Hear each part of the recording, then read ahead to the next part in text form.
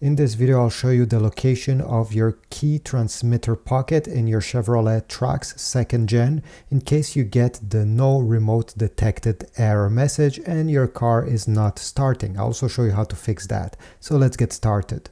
And by the way, all the information in this video has been took from the owner's manual, page 12, you can check. So we need to go in the space in between the cup holders, the front cup holders, and your armrest.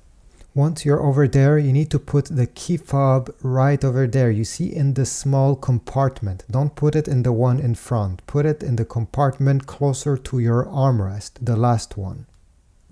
And in case you have the no remote detected error, what you need to do is simply turn off your car, place the key fob in the same spot I just showed you, and number 3, simply put your foot on the brake pedal and press the start-stop button of your car to start up the engine, or if you have a key, just crank the key again to start the engine. And this is about it.